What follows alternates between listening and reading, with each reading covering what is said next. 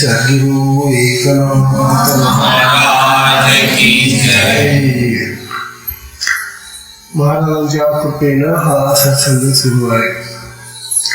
सत्संगामध्ये एकमुखी भागवतातला हा विषय चाललेला आहे की भगवत भक्ती अतिशय श्रेष्ठ असा उपाय आहे. भगवंताला प्रसन्न करण्याचा आणि भगवंताला आपलासा करण्याचा, त्याचं नामस्मरण, त्याची भक्ती, त्याचं प्रेम हे अतिशय सोपं आणि साधं साधन आहे. म्हणून भक्तांनी सदैव भगवंताचं नाव घेत राहावं. बघा, काल सांगितलं होतं चारी बाह्या निजात्म प्राप्तीच्या उपाया भक्त्या एकया ग्राह्या बोलिला लगनाया श्रीकृष्ण. भगवान श्रीकृष्णांनी सांगितलं आहे की हात मारून ते म्हणत होते की निजात्म प्राप्तीचा उपाय म्हणजे आपल्या आत्म देवाचा प्राप्तीचा उपाय भक्तीच आहे. भक्ती एक ग्राह्य. मी भक्तीने ग्राह्य आहे म्हणजे भक्तीनेच तुम्हाला सापडेल.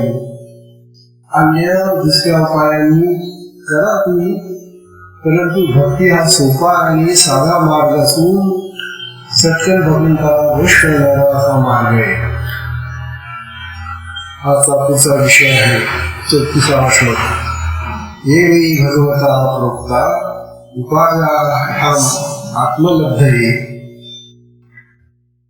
अन्या पुंसां दुषां विद्धि भागवतान्मुखां. बघा काय म्हणताय, न करिता वेदशास्त्र व्युत्पत्ती ऐश्या अज्ञानानां निजात्मप्राप्ती सुगमगौरे ब्रह्मस्थिती या लागी हरिभक्ती प्रकाशिनी देवे. भगवान सांगताय की ज्यांना वेद शास्त्र उपनिषद पुराण हे जे ग्रंथ आहेत या ग्रंथांचा अभ्यास करता येत नाही, मग अशा न जाणणाऱ्या, शास्त्र न जाणणाऱ्या भक्तांसाठी, अशा अज्ञानी भक्तांसाठी निजात्म प्राप्ती म्हणजे आपल्या आत्म्याची प्राप्ती कशी करता येईल, तर सुगमगौरे ब्रह्मस्थिती. अहो, ब्रह्मस्थिती सहजगत्या आपल्याला प्राप्त होते, आत्मस्थिती सहजगत्या प्राप्त होते. या लागी हरिभक्ती प्रकाशनी देवे. आणि तो उपाय म्हणजे हरिभक्ती, भगवंताची भक्ती करा. भगवंताचं नाव अखंड जपत राहा मनामध्ये. कोणत्याही कामात असा काम करा, धर्म करा, सगळं करा, परंतु मनामध्ये भगवंताचा विचार सतत घोळत राहायला पाहिजे. आणि काही कठीण नाहीये, मनाने करायचं आहे ना, तोंडाने नाही. तोंडाने जेवण करा, बोला, काही करा इतर, परंतु मनाने का होईना जप करा, नामस्मरण करा भगवंताचं. न करिता वेदशास्त्र पठण जड मूढ म्हणाल तरले कोण. आता तुम्ही विचाराल की जर वेदशास्त्र वगैरे ज्यांनी काही वाचलंच नाही, असे जे जड मूढ अज्ञानी लोक होते ते तरले का या जगामध्ये, तर त्याची काही उदाहरणं देतात. अहो, ते तरले मग आपण का नाही तरणार? कोण आहे कसे? जड मूढ म्हणाल तरले कोण. उन्मत्त गजेंद्र उद्धरण गर्भ संरक्षण परीक्षिताचे. बघा, 2 नाव सांगितली.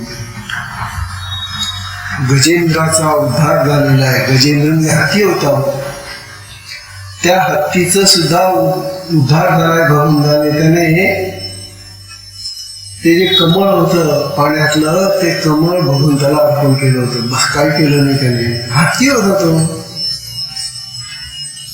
तेव्हा नुसत्या त्या हत्तीला भगवंताची, कारण त्या मगराने त्याचा पाय धरलेला होता. त्या गजेंद्राचा, गजेंद्र म्हणजे अगदी इंद्राचा हत्ती होता तो, मस्त होता. परंतु गंगेमध्ये उतरल्यानंतर पाण्यामध्ये त्या मगराने त्याचा पाय पकडला. आणि हत्ती जरी असला तरी मगर त्याला उडून पाण्यामध्ये घेऊन जातो आणि मारतो. जेव्हा त्याचा पाय धरला आणि तो खेचत होता, तेव्हा हत्तीचं बळ काही त्या ठिकाणी, पाण्यामध्ये काय करणार हत्तीचं बळ. मग शेवटी त्याने प्रार्थना केली देवाची की देवा मला वाचवा, म्हणून एक कमळ त्या ठिकाणचं होतं ते तोडून देवाला अर्पण केलं. बास, भगवंतांनी त्याला त्यातून सोडवलं हो गजेंद्राला. म्हणजे भक्तीसारखा प्राणी सुद्धा, जड प्राणी सुद्धा तरतो भगवंताच्या नामाने. किंवा परीक्षितीला वाचवलेले गर्भ संरक्षण परीक्षितीचे, गर्भातल्या या परीक्षितीला वाचवलेले भगवंत. अंबरीश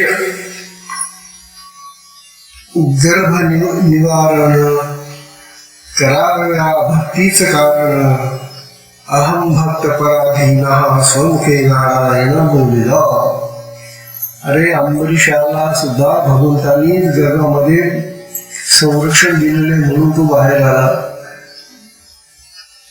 तेव्हा अहम भक्तीपरायण, मी भक्तीपरायण आहे भगवंता, मला तू सोड असं म्हणून भगवंताने त्याला वाचवलेलं आहे.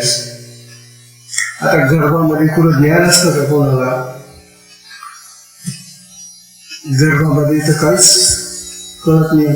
तो गर्भ किती लहान असतो, परंतु त्या गर्भामध्ये सुद्धा जर तुम्ही प्रार्थना केली त्या भगवंताची, तर तो तिथूनही वाचवतो तुम्हाला.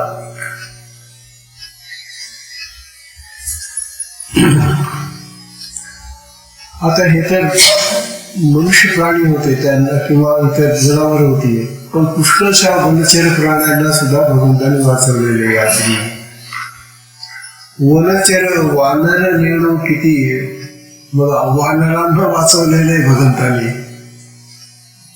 वनचर वानर नेणू किती, उद्धरले भगवत भक्ती. अस्वले तारावया निशिती, विवरी जांबवती भक्तिस्तवरली. ही जांबवती जी आहे तिला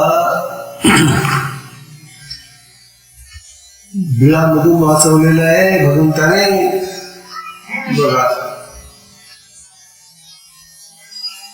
वानर आहे, जांबवंती वानर होत.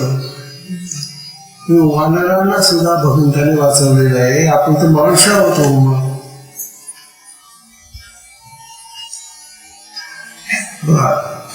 जीवरी जांबवंती भक्तिस्तव वरली.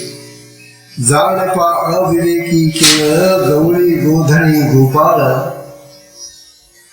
तेही उद्धरले सकळ श्रीकृष्ण सखे प्रबळ अनन्य प्रीती. अहो, त्या गोकुळामध्ये असताना भगवान ती गवळ्यांची पोरं किती अज्ञानी होती. त्यांना तर बिचाऱ्यांना काही शिक्षण नव्हतं, ज्ञान नव्हतं, काहीच नव्हतं. लहान लहान पोरं होती ती, आणि गाई चारायला जायचे. भगवान सुद्धा त्यांच्या बरोबर गाई चारायला जायचे. आणि गाई चालत असताना त्यांना येणारी जी संकट होती, ती संकट त्यांनी दूर केली भगवंताने. बघा बाबा, तेव्हा गोधने गवळी गोपाळ तेही उद्धरले सकळ. श्रीकृष्ण सखे प्रबळ अनन्य प्रीती. शास्त्र विरुद्ध अविवेक स्थिती. जार भावे श्रीकृष्ण प्रीती. गोपी उद्धरल्या नेणो किती. अनन्य भक्ती सख्यात्वे. आता त्या गोकुळातल्या ज्या गवळणी होत्या, बिचाऱ्या दूध विकायला जायच्या, त्या गवळणींना काही ज्ञान नव्हतं, कुठले ज्ञान नाही, कुठलं शास्त्र वाचन नाही, काही नाही. पण भगवंताकडे पाहिल्यानंतर त्यांना प्रेम यायचं. भगवंत फार आवडायचं त्यांना. नुसत्या भगवंताच्या त्या शरीराच्या प्रेमाने सुद्धा तरल्या, नुसतं भगवंताला पाहिल्यानंतर. गोपी उद्धरल्या किती, तेव्हा त्या गोकुळातल्या गोपी गवळणी किती उद्धारल्या भगवंताने. अनन्य भक्ती सख्यत्वे, अनन्य भक्ती केली त्या गवळणी. भगवंताशी त्या एकरूप होऊन जायच्या. बघा, न करिता नाना व्युत्पत्ती, व्युत्पत्ती म्हणजे अभ्यास, कुठलाही अभ्यास न करताना शास्त्राचा सुगम उपाय ब्रह्मप्राप्ती. ब्रह्मप्राप्तीचा म्हणजे आत्मप्राप्तीचा सुगम उपाय, साधा उपाय. अबळे तरावया निश्चिती, बळ नसताना तरायचं. भगवंते निजभक्ती प्रगट केली. हा भगवान श्रीकृष्ण आपली भक्ती प्रगट करायचा, लोकांना भक्ती करायला शिकवायचा, लोकांना आपली आवड लावायचा. वास्तविक ते जे लोक असायचे त्यांना कुठल्याही प्रकारचं ज्ञान नव्हतं, काही नव्हतं. त्यांना केवळ भक्त प्रिय, भगवंताचा प्रिय भक्त झाला रे झाला की तो कुठल्याही संकटामध्ये वाया जात नाही, नाश पावत नाही. ते हे राया भागवत गाणं. म्हणून हे राजा परीक्षिती, शुकमुनी सांगतायत परीक्षितीला की हे राजा परीक्षिती, ते हे भागवत गाणं मुख्यत्वे भक्ती प्रधान. हा भागवत ग्रंथ मुख्यतः भक्ती प्रधान ग्रंथ आहे. सोपा आहे, साधा आहे, भक्ता सोपा. तेव्हा भक्ती प्रधान भावे करिता भगवत भजन अज्ञान जन उद्धरती. नुसता भाव पाहिजे, भक्ती पाहिजे, प्रेम पाहिजे देवाशी, बस. मग तुम्हाला शास्त्र येवो न येवो, काही न येवो, बाकी. तेव्हा अज्ञानाने सुद्धा भक्ती जरी केली तरी तो मनुष्य ब्रह्मप्राप्तीचा अधिकारी होऊ शकतो भगवंताच्या कृपेनं. हे भागवत नव्हे नव्हे. अहो, हे भागवत असं नाहीये, असं नाही काय. अज्ञानालागी निजेत उभे भवाब्दी करावया भजन भावे महानाम देवे निर्वाण केली. नाथ महाराज म्हणतात, अरे हे भागवत साधं नाहीये, साधं नाहीये. बरं, अज्ञानी जे लोक आहेत त्यांच्यासाठी सुद्धा हे जे भागवत आहे त्यांनी नुसतं ऐकावं. वाचता येत नसेल तर नका वाचू, पण कमीत कमी ऐकायला तर येतं ना. आता भागवत वाचणं आणि त्यातला तो अर्थ लावणं थोडंसं अवघड आहे, परंतु जिथं ते सांगितलं जातं ते ऐकलं तर महत्वाचं आहे ना, ते ऐका. तेव्हा भागवत नव्हे नव्हे अज्ञाना लागी निज पोहे भवाब्दी तरावया भजन भावे महानाव देवे निर्वाण. ही एक प्रकारची मोठी नाव आहे, नौका. कशासाठी? या संसार सागरामधून तरुण जाण्यासाठी महान नौका आहे भागवत ग्रंथ. भागवताचे महानावे जे हृदयाने भजन भावे त्याशी भवभयाचे हे लावे भजन सुवावे न लागती. काय म्हणतात बघा नाथ महाराज. अहो, हे भागवत ही अशी नाव आहे की या नावेमध्ये तुम्ही बसा आणि तुम्ही या संसारामधून बाहेर निघण्याची तयारी करा. बसा या नावेमध्ये आधी, आणि मग तुम्हाला कुठलीही या समुद्रामध्ये या संसार रूपी सागराचे कुठलेही हिलकावे लागणार नाही. कुठल्याही लाटा तुम्हाला आढळणार नाही. तुम्ही फक्त नौकेत बसा. आता मात्र एवढी तयारी केली पाहिजे. मात्र या भागवत ग्रंथाच्या नौकारूपी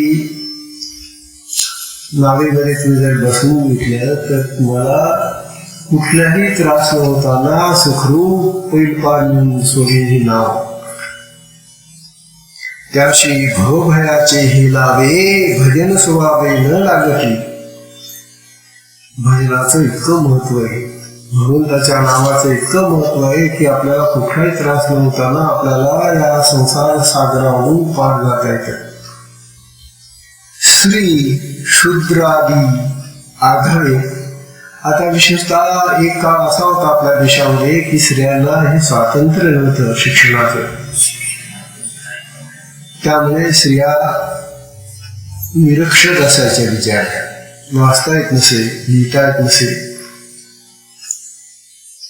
तसेच हे जे शूद्र म्हणजे खालचे लोक होते ते आघावे घालून या नावे हे जरी सगळे या नौकेमध्ये ह्या भागवताच्या नौकेमध्ये बसले म्हणजे त्यांनी हे भागवत ऐकलं. एकेच खेपे स्वय न्यावे भजन भावे पैल तीरा भवा. तुम्ही नुसतं या नौकेमध्ये बसण्याची तयारी करा आणि बसा. तुम्हाला एका खेपामध्ये म्हणजे पुन्हा गाडी करायची नाही. सगळ्यांना लिहून तिथं पैल तीराला सोडून दिली नाव. असा हा भागवत ग्रंथ ऐकला पाहिजे, ऐकायला पाहिजे. जे आवलिया भाव बळे काय म्हणाला, जे आवलिया भाव बळे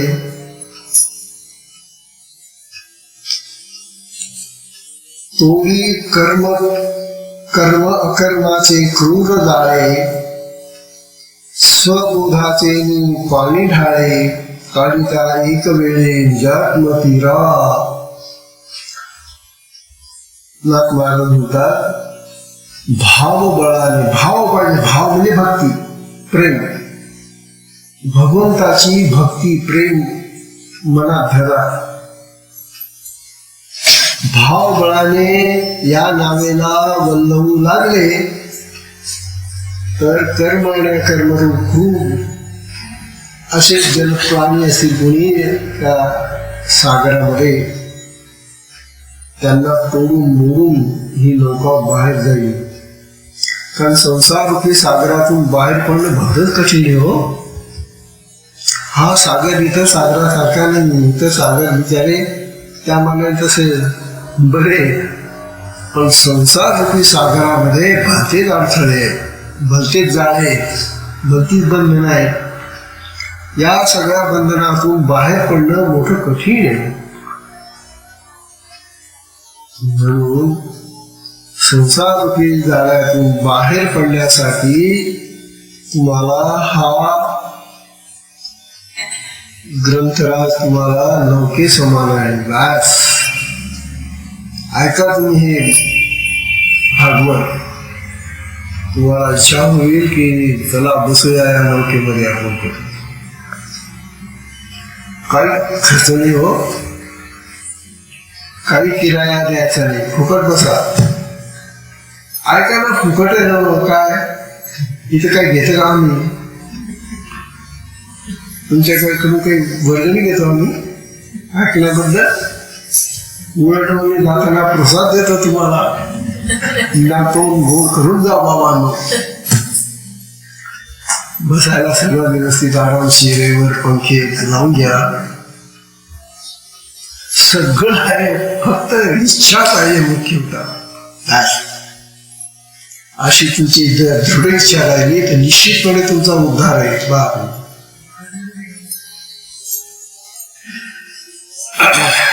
भगवान म्हणतात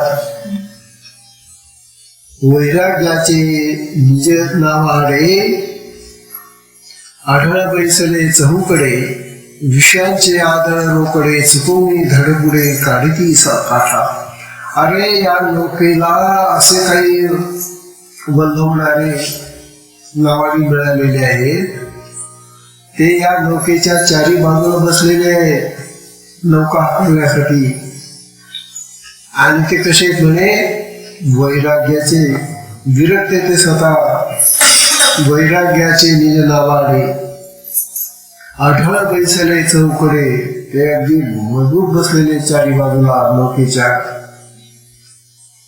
विषयांचे आदळ नौकडे आणि जरी या नौकेवर कितीही विषय आदळले संसार रूपी सागरामधली नौका आहे आणि संसारामध्ये विषयांचंच प्राबल्य आहे ना. अनेक प्रकारच्या विषयांनी आम्ही गांभीर्य असतो. आमचे इंद्रिय आणि त्यांचे विषय. तेव्हा या इंद्रियांच्या आणि विषयांच्या कचाट्यातून सुटण्यासाठी या नौकेत बसा तुम्ही. तेव्हा विषयांचे आदळे रोकडे चुकवणी धडपुडे काढती काठा. हे जे नावाडी आहे तुम्हाला बरोबर ह्या सगळ्यांना चुकून चुकून चुकून तुम्हाला बाहेर काढतील. बघा संचित क्रियमानांच्या लाटा मोडून लाविती नीट वाटा देचून प्रारब्धाचा साठा निजात्मतता काढिती. हा महत्वाचा विषय हा. आपल्याला 3 कर्म असतात.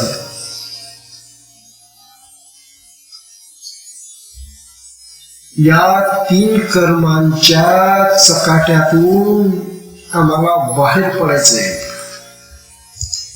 कोणते 3 कर्म आहेत तुम्ही आता लक्षात घ्या बरं का. आता एक कर्म आहे संचित कर्म,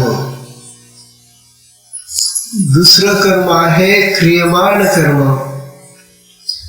आणि तिसरं कर्म आहे प्रारब्ध कर्म. बघा आता या कर्मांची माहिती तुम्हाला असलीच पाहिजे. संचित कर्म काय म्हणतात, कशाला म्हणतात संचित कर्म माहिती आहे का? पूर्वजन्मीचं संचित, पूर्वजन्मीचं संचित, पूर्वजन्माचं नाही. संचित आता सुद्धा चालू आहे तुमचं. संचय करणं, संचय संचित म्हणजे संचय जमवणं. आपण जे सकाम कर्म करतो कामनायुक्त होऊन, कामनायुक्त होऊन कर्म करणं म्हणजे काय, हे कर्म माझं, या कर्माचा करता मी, या कर्माचं फळ माझं, मी माझं आणि मला असं म्हणून जे तुम्ही कर्म करता त्या कर्माचं फळ संचितामध्ये जातं. त्याला संचित कर्म म्हणतात. अशी दररोजची कर्म आमची चाललेली आहेत आणि ती संचय होत आहे. एका टाकीमध्ये मनाच्या भरली जात आहे. ती मागच्या जन्माची असतात, त्याला प्रारब्ध म्हणतात. परंतु संचय हा आताच होऊन आपला या जन्मामध्ये आम्ही जी जी कर्म सकाम कर्म करतो ती सगळी सकाम कर्माचे संस्कार चित्तामध्ये संचित होतात. आणि हा साठा फार मोठा प्रत्येकाचा, छोटा नाही. कारण जन्मल्यापासून आम्हाला कळून लागल्यापासून आम्ही कर्म करून राहिलो आणि करतो म्हणजे सकाम कर्मच करतो, निष्काम कर्म करतच नाही आम्ही. वास्तविक निष्काम कर्माने संचित होत नाही. निष्काम म्हणजे काय, कर्म माझं नाही, मी कर्माचा करता नाही, भगवान आहे. हे भगवंताचं काम आहे, भगवान करता आहे आणि त्याचं फळही भगवंताचंच आहे. अशा पद्धतीने जे तुम्ही लहान मोठं कुठले कार्य कराल ते निष्काम कर्म होतं. मग त्या कर्माचा संस्कार चित्तामध्ये जमा होत नाही. पण सकाम कर्म केलं की त्याचा संस्कार चित्तात जमा होतो. त्याला संचित कर्म म्हणतात. अशी संचित कर्म आपल्या प्रत्येकाजवळ भरपूर साठलेली आहेत. दुसरं क्रियमान कर्म. संचय फार मोठा झाला. आता मनामध्ये चित्तामध्ये खूप झाला संचय. कर्माचा संस्कार संचित होतात. बरं, कर्म नाही. कर्म तर वाईट होऊन जातं. आम्ही जी कर्म करतो ती कर्म होऊन जातात बाहेर, परंतु त्याचा संस्कार होतो चित्तामध्ये, त्याला संचय म्हणतात. आता हे जे संचित झालं हा एक प्रकार. दुसरं, आता आम्ही जे करून आलो आता या घडीला ते क्रियमान आहे. ते करून राहिलो आम्ही. करून राहिलो असलेल्या कर्माचा जो संस्कार येईल त्याला क्रियमान कर्म म्हणतात.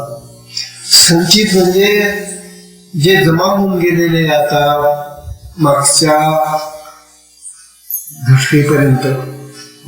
मागच्या घटकेपर्यंत जेवढी कर्म आमच्या हातून झाली ती संचयात झाली. आता जी करून राहिलो आहे प्रत्यक्ष त्याला क्रियमान कर्म म्हणतात. क्रियमान कर्म आता करतो आम्ही. मग त्या क्रियमान कर्माचे सकाम कर्माचेही संस्कार चित्तामध्ये जमा होत राहतात.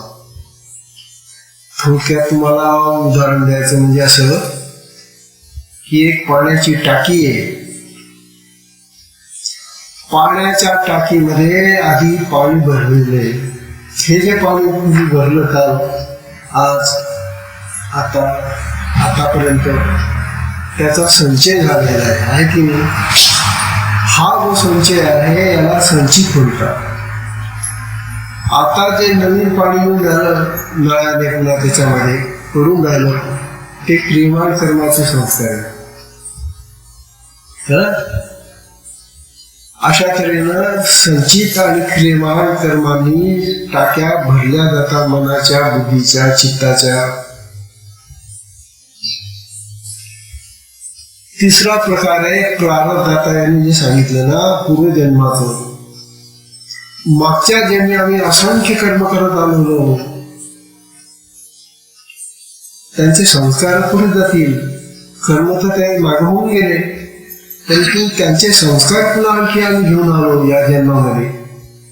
आणि मग त्या संस्कारांची फळं म्हणजे ते संस्कार जे आम्ही भरले मागच्या जन्माचे त्याला आम्ही दैवी नशीब, दैवी प्रारब्ध अशी नावं देऊन भोगतो ते संस्कार. तेव्हा तेही चालू आहे.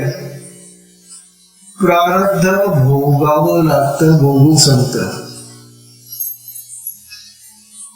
प्रारब्ध जे आहे ते आता काढता येणार नाही तुम्हाला, कारण मागच्या जन्माचं आहे. म्हणून प्रारब्ध कर्माचे जे संस्कार असतात मग ते सुखाचे असो नाही तर दुःखाचे असो ते सुख दुःख भोगावे लागतात. म्हणून प्रारब्ध कर्म भोगातून संपतं. क्रियमान कर्म निष्कर्म अनासक्त कर्म करून संस्कार बंद होतात.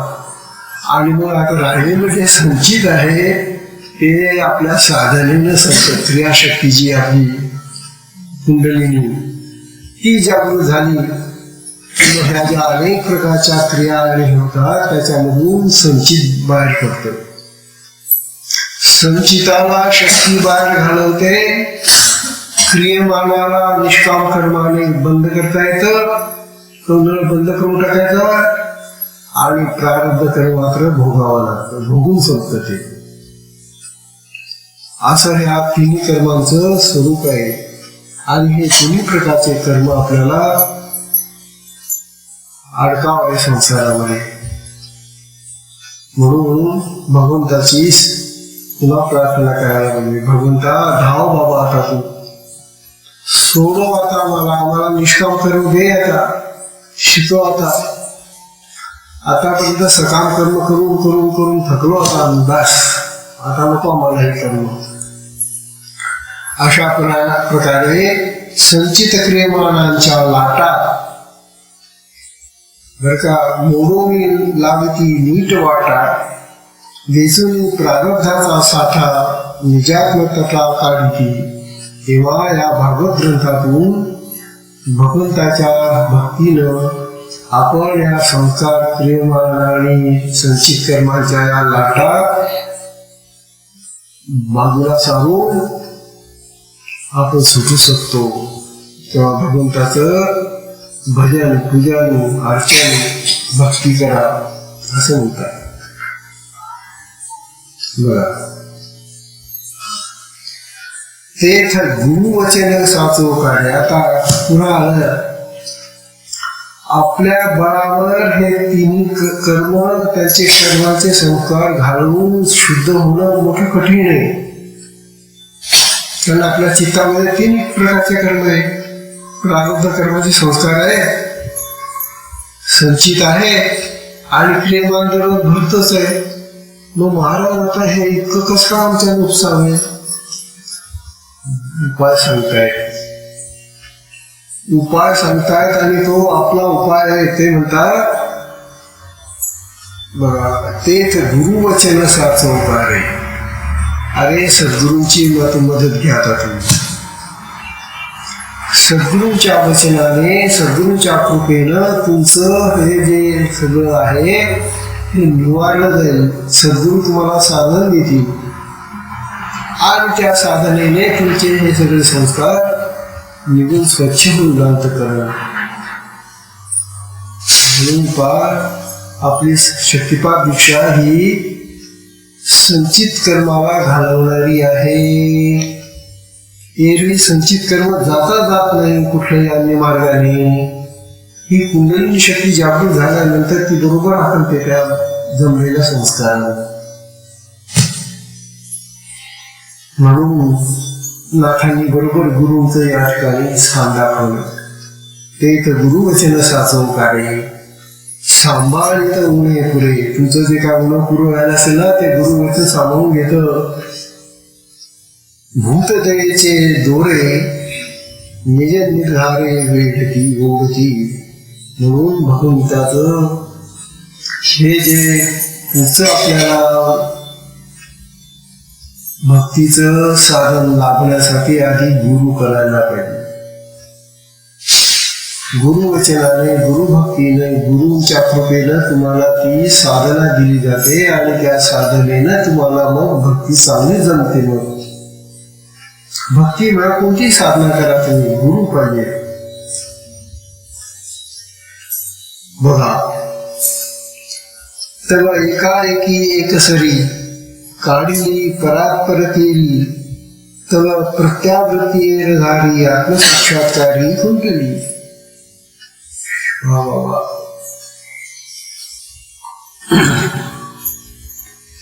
काय म्हणतात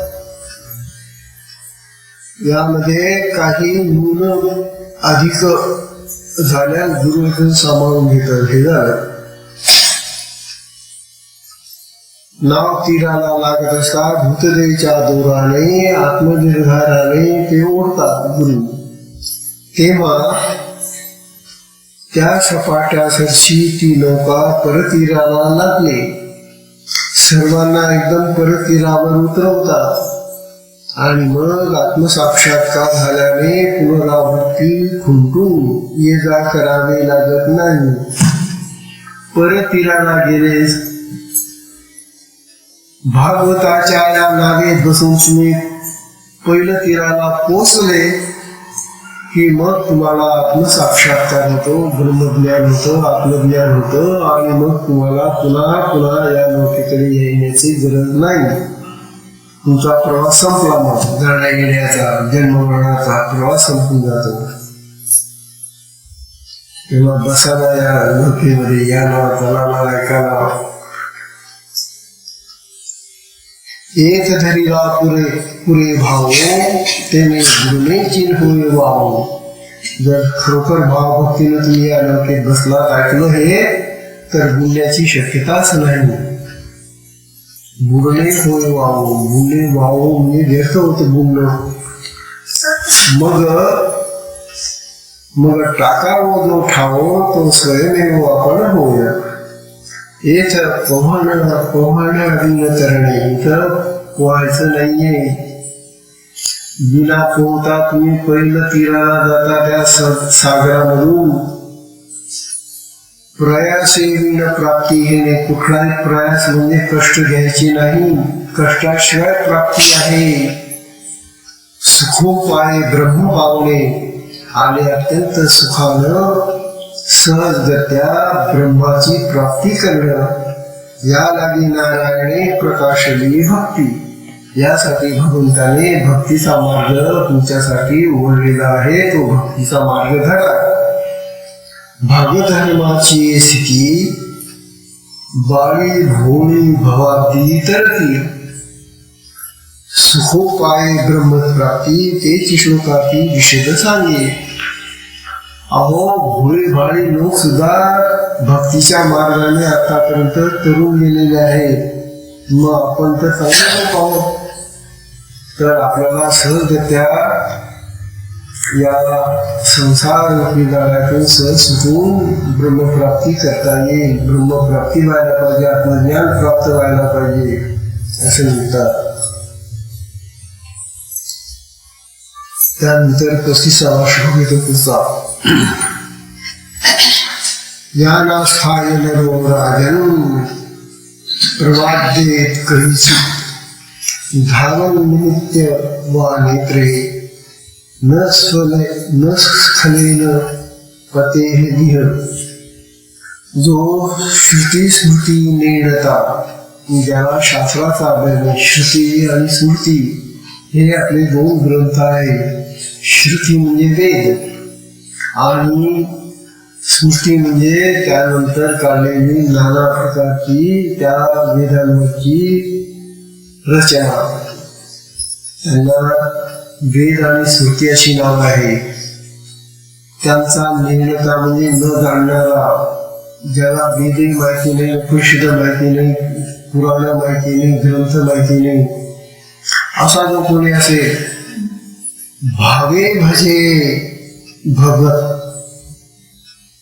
भगवत कथा, तो जर भाव भक्तीनं भगवंताला भजू लागला, भजन करू लागला, त्याशी विधी निषेध बाधकता स्वप्नीही सर्वता प्रमादून वगैरे.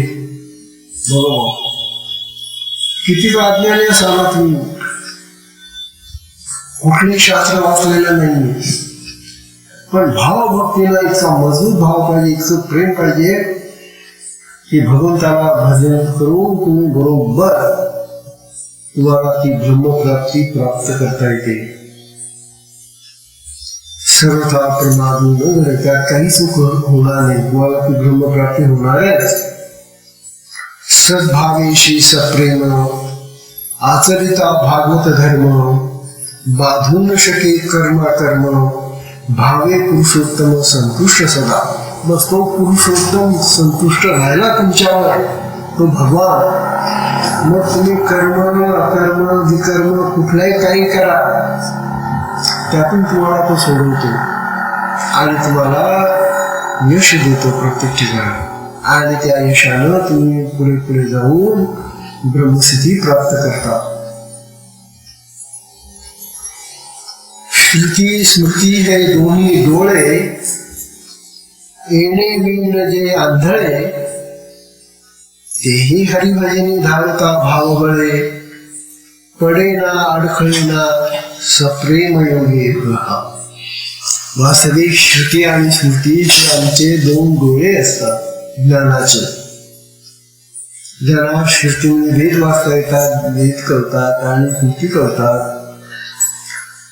परंतु ज्यांना हे डोळे नाही, ज्यांना वाचता येत नाही, ज्यांना हे कळत नाही, ते आंधळे लोक आहेत. परंतु या आंधळ्यांनी सुद्धा भगवंताची भक्ती केली आणि ते जरी धावत सुटले आंधळे त्या भक्तीच्या मार्गाने, तरी कुठे अडथळा नाही, पडणं नाही, धडणं नाही, काय नाही, काय नाही. ते सुद्धा जाऊन पोहोचले तिथं. जे डोळेवाले जाऊन पोहोचतात ना, ते आंधळे सुद्धा तिथं जाऊन पोहोचतील. असं हे भागवताचं स्वरूप आहे. नाथ महाराज म्हणतात, अरे भागवत ऐका, भागवत ऐका, भागवत ऐकण्यामध्ये कल्याण आहे तुमचं. आणि काही कठीण काहीच नाही ना हो. नुसतं भगवंताचं प्रेम आहे, भगवंताचं नाव घ्यायचंय, भगवंताचा जप करायचा, भगवंताची आठवण करायची. काय कठीण आहे. तेव्हा अशा प्रकारे हा जो विषय आहे, हा विषय फार उत्तम आहे. प्रेमे मीन स्मृती स्मृती ज्ञान, प्रेमे मीन ध्यान पूजन, प्रेमे मीन श्रवण कीर्तन, वृथा जाण नृपनाथा. बाबा बाबा, मुख्यतः भक्तीमध्ये प्रेम आहे भगवंताचं. आणि हे जर प्रेम काढून घेतलं ना, मग तुम्ही कुठले ग्रंथ वाचा, ध्यान लावा, आणखी काय नाना प्रकारची साधनं करा, प्रेम नाही त्याच्यामध्ये. प्रेमाशिवाय कुठलंही साधन तुम्हाला काही देणार नाही. भगवंताचं प्रेम पाहिजे, मुख्य ते आहे. आणि ते भगवंताचं प्रेम तुम्ही जर दाखवलं नाही, आणि तुम्ही मोठं ऐकायला ग्रंथ, पंडित आहे, ज्ञानी आहे, सगळं काही आहे, पण प्रेम नाही भगवंताबद्दल, मग काय उपयोग नाही का. म्हणून भगवंतावर प्रेम पाहिजे बस. आणि काय कठीण आहे ते. भाषा करायचं तर सत्संगाची वेळ संपलेली आहे. सत्संगाला विश्राम देऊ. हा सुंदर विषय आहे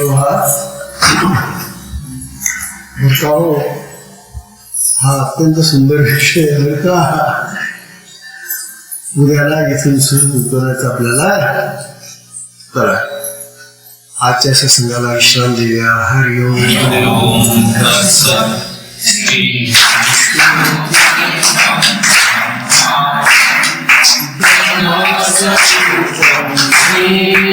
Hare